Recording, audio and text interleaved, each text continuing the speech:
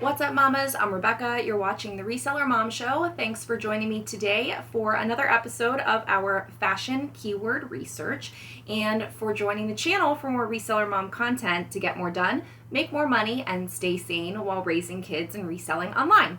So I've had some good reviews and good feedback on the last couple of episodes that I've done for fashion keyword research, where I'm just researching on the internet, interesting keyword information, checking out different websites, seeing how they're describing their items, looking on Poshmark for keyword ideas. This is just good for me. This is stuff that I want to do that I thought, well, if I'm curious about it, maybe somebody else will be interested in it. So today I'm going to spend a little time, I thought a few minutes each, on 3 websites, J.Crew, Zara, and Anthropologie.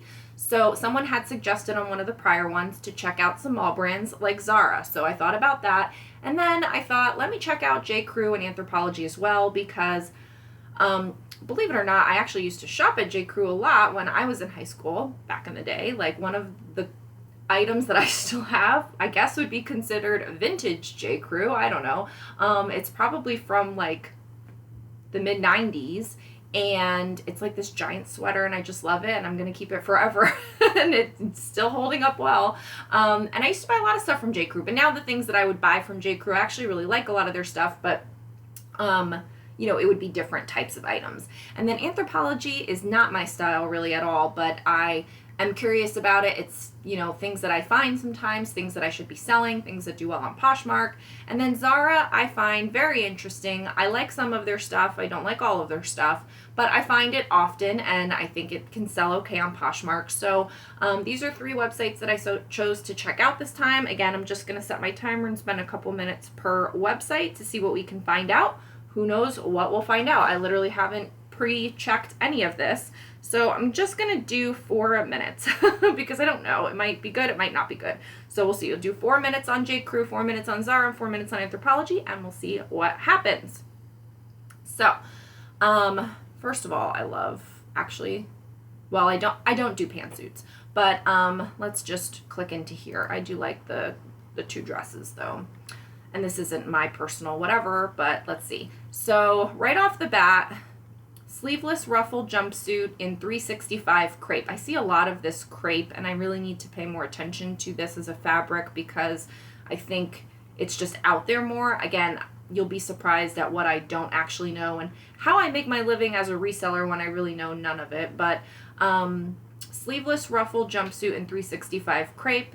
I think that's an interesting way to put it, and that they lead with the sleeveless. Let's just keep scrolling. I don't really know what I'm going to find or what I'm going to know as interesting, so we're just going to kind of see. Tie waist, short sleeve, shirt dress. So I've seen shirt dress together and separately. I think short sleeve being hyphenated, like, I've never done that. And again, those are things that I don't know if it matters or not. Leave comments also as we go if you think this is helpful, if you find these things interesting, if you have questions. I want to know all your comments and feedback. Here, let's look at some sheath dresses, because I always have a problem with sheath and shift sometimes, and explaining it to my photographer and explaining it to my virtual assistant. Yes, this is how I understand it. Sheath to be more of a form-fitting type thing, but then I read somewhere this looks like it's all one piece, and I read somewhere that a shift dress is all one piece and a sheath dress is 2 pieces put together. So I don't know. It's interesting. Button front trench dress in stretch white denim. Ribbed knit sheath dress. And see, like, why wouldn't they put sleeveless there? Long sleeve striped dress. Long sleeve striped dress. Fluted hem. So that's interesting because I've seen, isn't that trumpet? Fluted hem A-line in textured cotton tweed. Interesting. Long sheath dress in dotted 365 crepe. And see, I would not have, but that is 2 pieces together. So that's why. See, I don't know enough about shift versus sheath. If anybody knows, please leave it in the comments below. I have such a hard time with it. Resume dress. Fluted hem, A-line, window pane, cotton, tweed. So again, I'm just looking at the keywords, and then I'll probably start clicking into some things. Portfolio dress and petunia print, peplum dress and stretch linen, sheath dress and bi stretch cotton, sheath dress. So those I all agree are, you know, asymmetrical sheath dress and tencel. I love that. Let's just click on that and see. That's gorgeous. Fitted at waist. So that's another thing. So I never say stuff like this, and maybe I should. Fitted at waist, falls below the knee. I don't say things like that in my description. That would probably be good and helpful information for someone. I just don't. We put the measurements. I use keywords for more like the asymmetrical sheath dress, things that are, you know, that they're describing the item, but less about the construction or the fit. So mostly because I don't know the answers. So it's good. And a lightweight textured tencel fabric. Super, okay, there goes the thing. This ideal suiting dress with a unique asymmetrical hem and open V-neck can go from desk to dinner in a cinch. So like again, in the last one I talked about this, like, do I want to say all of the frothy stuff? Like, can go from desk to dinner in a cinch. Like, I mean, that you could use for so many things. Maybe I should, you know, maybe I should make a list of these. I don't know. But, you know, the bullet points of key features, that's good. I like that. It's nice and clean. Having a sentence, I think, is nice. I don't do it, but I should. You know, and then just the idea as far as, like, the sizing and the fit, I think those are good things to have, and I don't do them. So I'd be curious to know if you guys do that.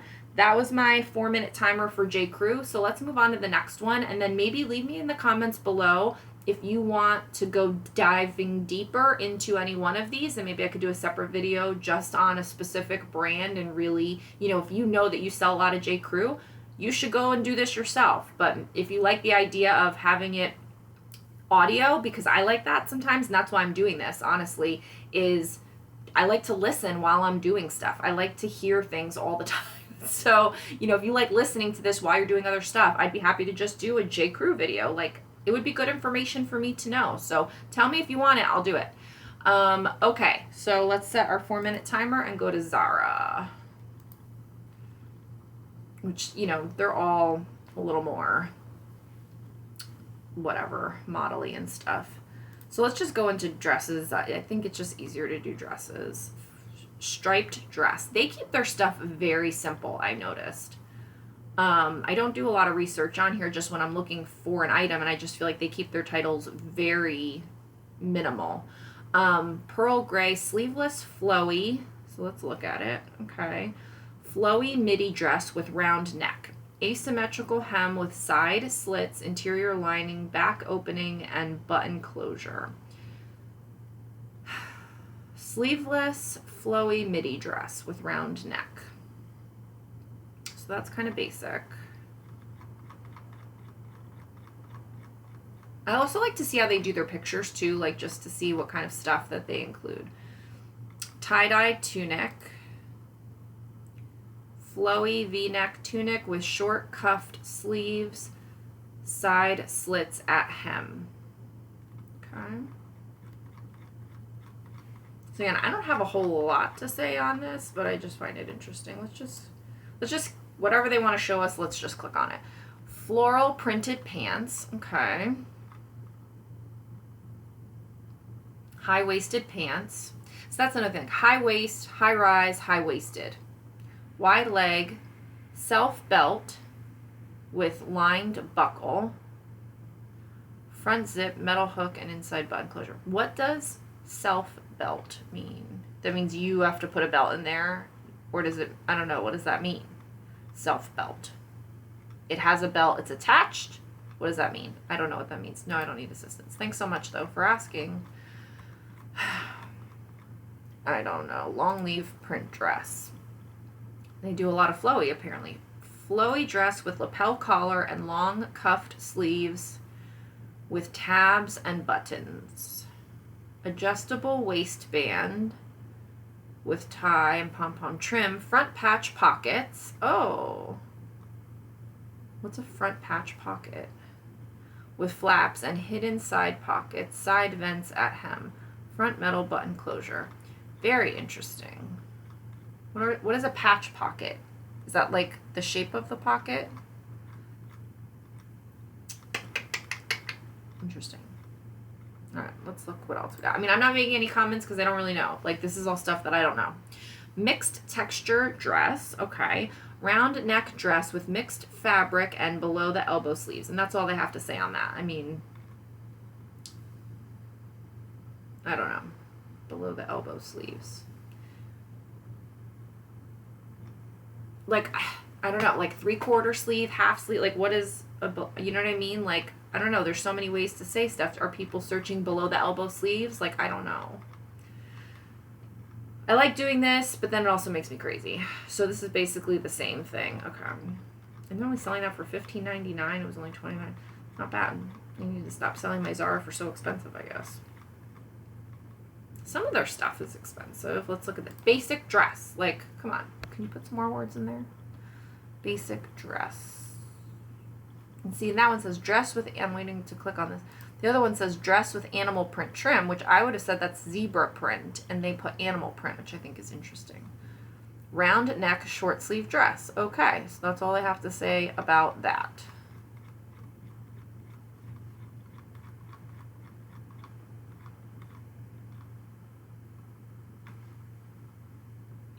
Okay.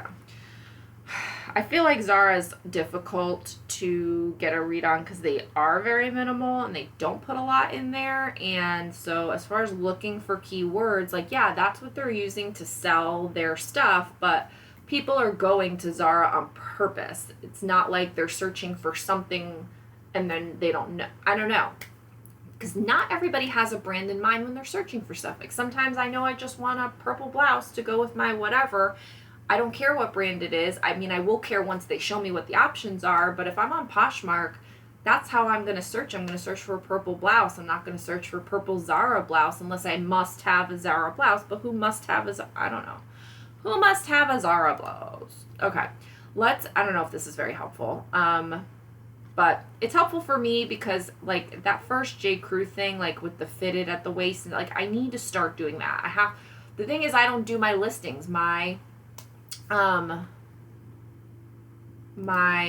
photographer does a lot of it and puts the keywords, and then my lister virtual assistant creates everything according to the template I've given her. So, like, I have to really make a systematic change or go in and edit things as I want to, and not necessarily, you know, it's a lot of different kinds of changes for me than if you're just buying the item, taking the photos and putting it up yourself. Then this, you can change it however you want. All right, let's do 4 minutes on Anthropologie and see what we have here. Let's just go to dresses. Okay. Oh, that's pretty. Encada abstract maxi dress. Let's just click on you. Okay. Where's your information? Here we are. A striking abstract print makes this pleated dress a wearable work of art. Pair it with your favorite heels for an unforgettable evening ensemble. See, so here's another good flowy, fluffy sentence. And so if you're looking to add those kinds of things, which I do want to add something like that, I might just start going to these websites and copying and pasting some phrases. I mean, they're not trademarking these phrases, like pair it with your favorite heels for an unforgettable evening ensemble. That's, you know, anybody can use those words for anything. So it's just a bunch of fluff and nonsense. But you could put that on anything. So that, you know, just gives the buyer that buying pair, you know, whatever. Okay, dimensions, model notes. Here's all your, you know, basic info. Okay, let's see what else we got.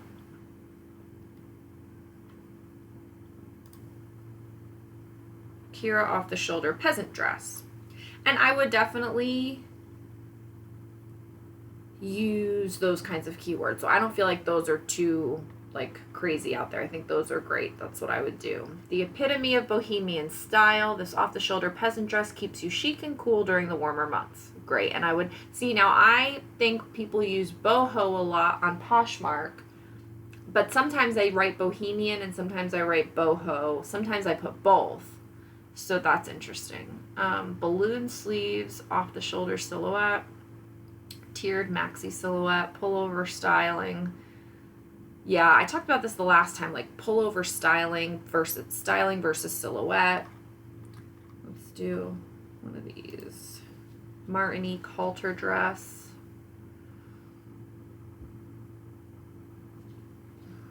Part of me wants to like hire a writer for my listings. Martinique halter dress. It's cute. Stitched.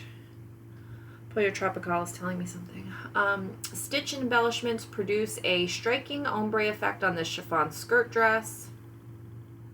Each piece is handcrafted with care and is sure to make heads turn at any warm weather fete. We find this dress to run large. Fine, that's good. Halter neck, elastic waist. I have been starting to put more elastic waist, which, you know, it's just, sometimes I forget. Pullover styling. Okay, I get why it's ombre. Chiffon. Yeah. Okay, so that wasn't earth-shattering new stuff there. Embroidered shift dress. Let's see what's going on here. Hello? Hello? Details. I don't know why this is going. Okay. Delicate embroidered embellishment. Shift dress is perfect for the season. Roomy enough to keep you cool on the hottest of days, yet remains slightly fitted for a flattering look. See, the other thing is, you know, some of these, even though they have a lot of words, right? Like they have a whole sentence, as far as like keywords go, they're not, there goes that timer. They're not stuffing it with keywords, and I feel like sometimes I'm stuffing it with keywords because I'm trying to think of all the people for all the reasons that they would be searching for this thing. And I go back and forth on it because I want it to be right and accurately described and minimal, but at the same time, I want it to sell fast. Therefore, I feel like it needs to appeal to as many people as possible for as many reasons as possible. So this is a tough spot. I'd love to hear your thoughts on how you go about doing your keywording because, you know, delicate, it's a word, they're using it, they're being wordy, but that's not something that somebody's searching for necessarily. Embroidered, yes. Embellishment, perhaps. Shift dress, yes. You know, so they've got all these things in here, slightly fitted, that's good information. But is somebody searching for slightly fit? I mean, I guess you could search for a fitted dress. I don't know. I just, like I said, those are the things that I just don't know are helpful. And is it more important that the description sounds good and looks clean than is functional as far as having as many possible keywords in there as possible to get it shown in the search for more searches? You know, I feel like if it's right for you, you're going to buy it if you need to buy it, you know, and but that's the problem. Not everybody just buys things that they need to buy. Sometimes they buy things they want to buy, and helping them want to buy it is part of being wordy, and giving them that fluffiness. So I don't know. Well, I did 4 minutes on J.Crew, 4 minutes on Zara, 4 minutes on Anthropologie, give or take. We did not get very far. Maybe I'll do a part 2 of this, but you know, it's just good to expose yourself to all sorts of different ways to keyword and describe your items. This is a great exercise for me. I don't know that I'm making any immediate changes, but I feel like if I pick up one thing that I can implement across the board from each of these videos, that would make it worth it for me to do this for myself in my reselling business. Obviously, I'm doing it in general and then hoping it's helpful for you, to pick out something. And then, you know, maybe you're not getting something out of this specific thing, but it piqued your interest enough where you're like, you know, I sell a lot of J.Crew, or I want to sell a lot of J.Crew. So I really should spend more time on the J.Crew website, learning how they describe things, learning the types of words they use, the feel that they give, the format of a listing description, whatever. I mean, again, you can't take everything from these websites because what we do is different. We're selling on a platform with all sorts of other things and brands up against. And so if someone's searching for black and white dress, they're going to see all sorts of stuff. Whereas if somebody's possibly going to J.Crew, they're going to look for a J.Crew dress. And so there's already part of that decision making done. So I think I'll leave it here. I would love to hear any thoughts you have on, are these videos helpful to you? What did you think about the stuff that we found? How do you do your keywords? And, will you change some of what you're doing based on what we're finding in these keyword research videos? I'm going to keep doing them. I'm going to try to keep coming up with different ideas of what to search. I don't necessarily just want to search brands' websites. I mean, I can, but I feel like there's other good ways of finding information. So let me know if you have any specific ideas on what you might want me to try out, and I can incorporate it in the next one. Thanks so much for watching, for your feedback. Don't forget to like the video, subscribe, and leave me a comment. See you in the next one. Bye.